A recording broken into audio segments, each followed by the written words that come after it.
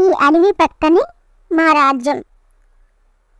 మా రాజ్యంలో నేను బంగారం చేసి ఒక వ్యాపారిని. మా రాజ్యానికి వచ్చి స్వర్ణకారుడి ఇల్లు ఎక్కడ అంటే ఎవరికైనా తెలుసు, ఎవరైనా చెప్తారు.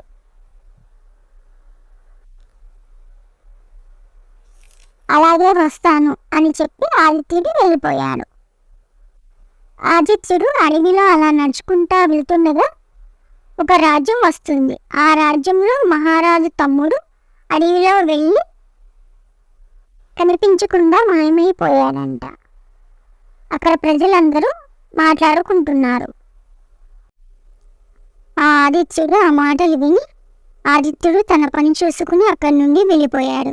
మళ్ళీ కొంతకాలానికి అడవి దారి నుండి వెళుతుండగా ఆ ఆదిత్యుడికి పులి యొక్క వాగ్దానం గుర్తు చేసుకున్నాడు మరియు అతని గుహ సందర్శించాడు. పులి అతనిని చూడగానే ఆప్యాయంగా పలకరించింది. తనకు ఆహారం మరియు పానీయాలు, అడవిలో దొరికే పండ్లు ఆహారంగా పెడుతుంది. ఆ పులికి ఆ అడవిలో దొరికిన ఒక వజ్రాల ఆభరణం ఆదిత్యుడికి బహుమతిగా ఇస్తుంది. ఆ ఆదిత్యుడు ఏం చెయ్యాలో అర్థం కాక ఈ ఆభరణం నాకెందుకు అని పులితో అంటాడు.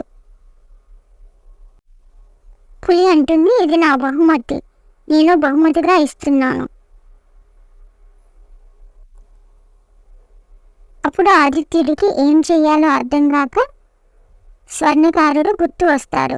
అతని దగ్గరికి వెళ్దామని అనుకుంటాడు.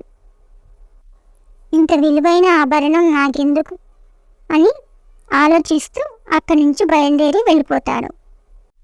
ఆభరణం నేనేం చేసుకోవాలి, దాన్ని కరిగించి బంగారు నాణ్యాలుగా చేయించుకుందాం అని స్వర్ణకారుడి దగ్గరికి వెళ్ళి సలహా అడుగుదాం అని అనుకుంటాడు. ఇక అక్కడి నుండి బయలుదేరి స్వర్ణకారుడి దగ్గరకు వెళ్తాడు. ఆదిత్యుని చూసి స్వర్ణకారుడు ఆప్యాయంగా పలకరిస్తాడు. ఆదిత్యుడికి చల్లని నిమ్మరసం అందించి ప్రయాణం గురించి అడిగాడు. ఆదిత్యుడు పులిని సందర్శించిన తరువాత అతిథి మర్యాదలు చేసి వజ్రాల ఆభరణం పులి ఇచ్చిందని స్వర్ణకారుడికి ఆదిత్యుడు చెప్తాడు. ఆ ఆభరణం నేనేం చేసుకోవను, దానిని కరిగించి బంగారు నాణ్యాలు చేయమని సలహా అడుగుదామని నీ దగ్గరికి వచ్చాను.